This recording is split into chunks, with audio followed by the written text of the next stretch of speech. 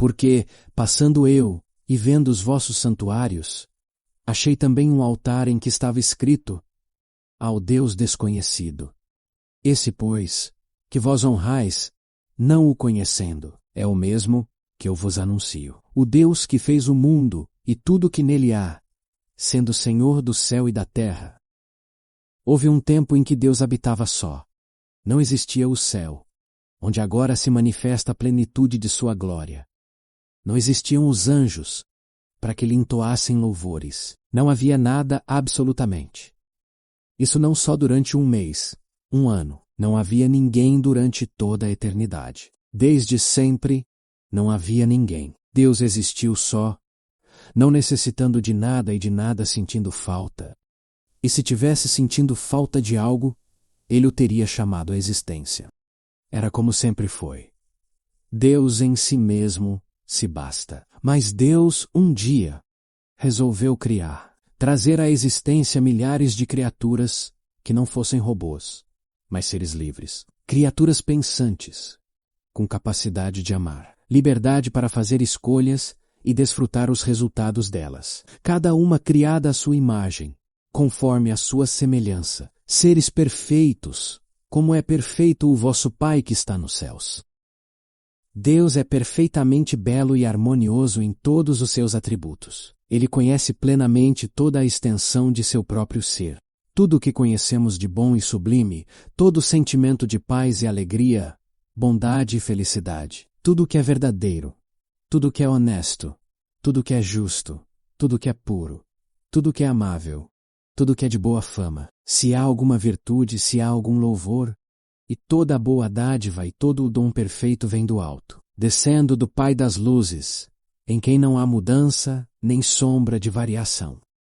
Ele é a fonte de todo bom impulso já experimentado pela humanidade. Cada traço de carinho, seja de uma mãe ou de um pai por um filho, de um marido por sua esposa, ou mesmo de alguém por um ser indefeso, tem sua origem e máxima expressão na pessoa de Deus.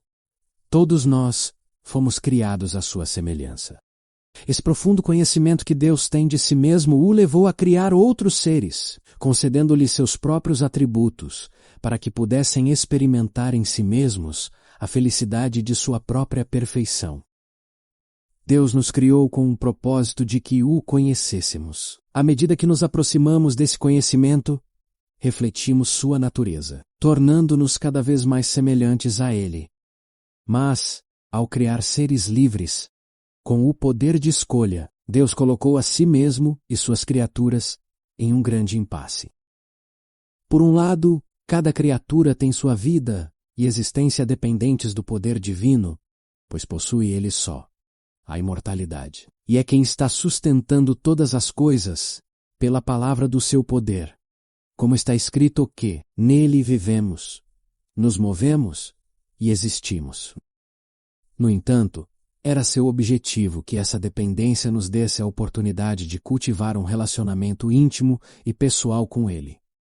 A liberdade de escolha nos permite nos aproximar dele com um coração sincero e aberto, pois é por meio dessa conexão que podemos verdadeiramente conhecê-lo e amá-lo de coração. Cada escolha que fazemos para nos voltar a ele fortalece essa relação e nos transforma, revelando em nós a beleza do amor que ele tem por nós. Por outro lado, se nos aproximarmos do Criador ou o servirmos por obrigação, devido à nossa dependência dele, isso prejudicaria o relacionamento e faria com que nossa existência fosse um fardo em vez de uma fonte de alegria. Isso impossibilitaria a felicidade e o desenvolvimento e também tornaria impossível amá-lo. Nós nos tornaríamos meros escravos de um Senhor. Deus deseja unicamente o serviço de amor. E o amor não se pode impor, não pode ser conquistado pela força ou pela autoridade. Só o amor desperta o amor. Esse amor é a essência de Deus. Aquele que ama é nascido de Deus e conhece a Deus, porque Deus é amor. Conhecer a Deus é amá-lo, como ele mesmo disse. Aquele que se gloriar, glorie-se nisto, em me entender e me conhecer. Assim como não é possível amar a Deus sem conhecê-lo, também não é possível conhecê-lo e não amá-lo. Quando conhecermos a Deus, como nos é dado o privilégio de conhecê-lo, nossa vida será de contínua obediência. Se conhecermos a Deus, o amaremos. Se o amarmos, nos aproximaremos dele, e nossa existência estará assegurada. Por isso Deus ordenou: amarás, pois, ao Senhor teu Deus de todo o teu coração, e de toda a tua alma, e de todo o teu entendimento, e de todas as tuas forças. Este é o primeiro mandamento, porque o que me achar, achará a vida, e alcançará o favor do Senhor. E a vida eterna é esta: que te conheçam, a ti só, por único Deus verdadeiro, e a Jesus Cristo, a quem enviaste. Se não buscarmos conhecê-lo, não seremos atraídos para ele, e nossa vida se tornará um fardo. Deus nos criou com o desejo de buscarmos o perfeito e amar o belo. Enquanto nossos olhos estiverem voltados para as fagulhas humanas, viveremos saltando de uma coisa para outra em busca de satisfação, mas sempre sentiremos, no fundo de nosso ser, um terrível vazio na alma.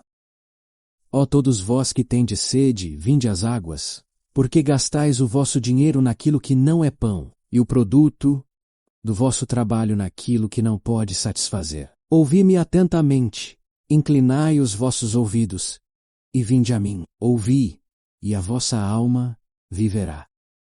Aquele que beber da água que eu lhe der, nunca mais terá sede, porque a água que eu lhe der se fará nele uma fonte de água que salte para a vida eterna. Para que pudesse ser conhecido, Deus criou cada coisa no universo, revelando os traços de seu cuidado, de seu amor e de sua personalidade. Os atributos invisíveis de Deus, tanto seu eterno poder como a sua divindade, se entendem e claramente se veem por meio das coisas que estão criadas. Mas, por mais que Deus tenha se revelado por meio de tudo o que criou, através de todos os séculos até agora, ele, de certa forma, ainda é um Deus desconhecido, porque está escrito, porventura, alcançarás os caminhos de Deus, ou chegarás à perfeição do Todo-Poderoso? Como as alturas dos céus é a sua sabedoria, que poderás tu fazer? É mais profunda do que o inferno, que poderás tu saber? Mais comprida é a sua medida do que a terra, e mais larga do que o mar. Ó profundidade das riquezas, tanto da sabedoria, como do conhecimento de Deus! Quão insondáveis são os seus juízos, e quão inescrutáveis os seus caminhos! Quem compreendeu a mente do Senhor? Ou, quem foi seu conselheiro? Quem lhe deu primeiro a ele, para que lhe seja recompensado? Antes da manifestação do pecado no universo, Deus se revelou de todas as formas possíveis. Ele se adaptou para lidar com as limitações de suas criaturas, estabelecendo a grande lei do amor, que protegia e mantinha a ordem no cosmos. Cada criatura se aproximava do Criador e aprendia a amar através de seu Filho. Com essa mesma lei, o caráter e a essência de Deus gravados em seu coração pelo Santo Espírito, permitindo que praticassem o amor uns com os outros. Deus vedou o mal desde o princípio, criando um universo perfeito, repleto de ordem, beleza e alegria, pois só há bem nele. Não havia motivos, nem mesmo para se considerar a ideia de se afastar do Criador. No entanto, persistia uma lacuna. As criaturas conheciam apenas um lado da moeda. Ninguém sabia o que era o mal. Se os seres celestiais tivessem experimentado o mal, nenhuma criatura se atreveria a se envolver com ele. Somente Deus possuía conhecimento do bem e do mal, e em sua infinita misericórdia, vedou o mal de suas criações. Assim, as criaturas não tinham compreensão de como Deus lidaria com o mal e o pecado, se estes se manifestassem. Seu grande amor, sua preciosa graça, sua misericórdia e sua justiça em relação ao mal e ao pecado eram completamente desconhecidos. O conhecimento que temos agora de Deus, através da cruz, no trato com o pecado, foi o mistério que desde os séculos esteve oculto em Deus, desde todos os séculos e em todas as gerações, e que agora foi manifesto. E sem dúvida alguma, grande é o mistério da piedade. Deus se manifestou em carne, foi justificado no Espírito, visto pelos anjos, pregado para os gentios, crido no mundo, recebido acima na glória. O pecado, em todas as suas formas, está diretamente ligado à grande lei do amor. A palavra pecado, originária do grego, amartia, significa literalmente desviar-se da lei de Deus, violar essa lei, agir de maneira errada, cometer uma ofensa ou infringir a lei divina, seja em pensamento ou em ação. A palavra iniquidade, do grego anomia, refere-se à condição daquele que não cumpre a lei, seja por ignorância, seja por transgressão, representando um desprezo e violação da lei, além de maldade. Como está escrito, todo aquele que pratica o pecado também transgride a lei, porque o pecado é a transgressão da lei. 1 João capítulo 3, verso 4. Almeida Revista e Atualizada. E em outra versão, lemos: qualquer que comete pecado, também comete iniquidade. Porque o pecado é a iniquidade. 1 João capítulo 3, verso 4. Almeida Revista e Corrigida. Que diremos, pois, é a lei pecado? De modo nenhum. Mas eu não teria conhecido o pecado, senão por intermédio da lei. Deus é amor. O cumprimento da lei é o amor. E criou Deus o homem à sua imagem. A imagem de Deus o criou, homem e mulher os criou. Nós fomos criados à sua imagem, conforme a sua semelhança, com os mesmos atributos, os comunicáveis. Assim, o seu amor foi impresso em nosso coração, já na criação. O pecado não é apenas a falta de amor. Deus vedou o mal do universo não porque ele fosse mau, mas porque ele é a própria bondade. Todo bem que existe é um reflexo pálido de sua essência. Não há como alguém amar ou praticar o bem sem estar diretamente ligado a ele. Se uma pessoa não escolhe ser semelhante a Deus, inevitavelmente está escolhendo o mal, como está escrito: o que peca contra mim, violenta a própria alma. Todos os que me aborrecem amam a morte. Não se trata de imposição divina, apenas de lógica. Assim como na história de um professor que perguntou aos alunos o que era o mal, um estudante respondeu utilizando conceitos de física e lógica. O aluno questionou: professor, o frio existe? O professor respondeu: sim, claro que existe. O aluno então contradisse: não, professor. De acordo com a física, o que existe é a ausência de calor. Em seguida ele continuou: a escuridão existe? Não. Segundo a física, ela é a ausência de luz. Da mesma forma, o mal é o resultado da ausência de Deus. Quanto menos atributos divinos uma pessoa possui, mais má ela se torna.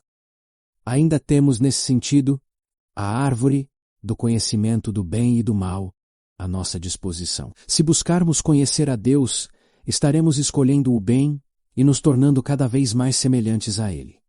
Por outro lado, se nos recusarmos e nos afastarmos dele, estaremos escolhendo o mal e, por fim, perdendo todo o traço de bondade que ainda existe em nosso ser. Ao nos distanciarmos da vida, abraçamos a morte. Como está escrito, vês aqui: hoje te proponho a vida e o bem, e a morte e o mal. Os céus e a terra tomo hoje por testemunhas contra vós, de que vos proponho a vida e a morte, a bênção e a maldição. Escolhei, portanto, a vida, para que vivais, tu e a tua descendência, amando ao Senhor teu Deus, dando ouvidos à sua voz e achegando-te a Ele, pois Ele é a tua vida e o prolongamento dos teus dias. Conhece o Deus de teus pais e serve-o de coração íntegro e alma voluntária. Porque o Senhor esquadrinha todos os corações e penetra todos os desígnios do pensamento. Se o buscares, ele deixará achar-se por ti. Se o deixares, ele te rejeitará para sempre. Todos nós possuímos esse livre arbítrio, que é um dos atributos divinos concedidos por Deus a todos os seres criados, dando-lhes a capacidade de julgar e decidir, conferindo uma coisa com outra, para a respeito delas formar o seu juízo. Somos livres para fazermos nossas escolhas, mas somos responsáveis pelas consequências que elas nos trazem. Pois aquilo que o homem semear, isso também ceifará. Como está escrito, Deus retribuirá a cada um conforme o seu procedimento. Ele dará vida eterna aos que, persistindo em fazer o bem, buscam glória, honra e imortalidade. Mas haverá ira e indignação para os que são egoístas, que rejeitam a verdade e seguem a injustiça. Eis que cedo venho, e o meu galardão está comigo, para dar a cada um segundo a sua obra. Assim falai. E assim procedei, como devendo ser julgados pela lei da liberdade. Aquele, porém, que atenta bem para a lei perfeita da liberdade, e nisso persevera, não sendo ouvinte esquecido, mas fazedor da obra, este tal será bem-aventurado no que realizar. Para bem ou para mal, as nossas próprias escolhas nos tornam nossos próprios juízes. Nós decidimos que tipo de pessoa iremos ser. Ao buscarmos conhecer ao Senhor e refletir como um espelho a glória do Senhor, somos transformados de glória em glória na mesma imagem, refletindo, no final, o seu amor. Não é necessário que escolhamos deliberadamente o serviço do reino das trevas para cair sob o seu poder. Basta negligenciarmos fazer aliança com o reino da luz. Em toda a Bíblia não existe advertência mais terrível contra o brincar com o mal do que as palavras do sábio, de que o pecador com as cordas do seu pecado será detido. Então conheçamos e prossigamos em conhecer ao Senhor, porque o povo que conhece ao seu Deus se tornará forte e fará proezas. E os justos são libertados pelo conhecimento, como está escrito: e conhecereis a verdade, e a verdade vos libertará.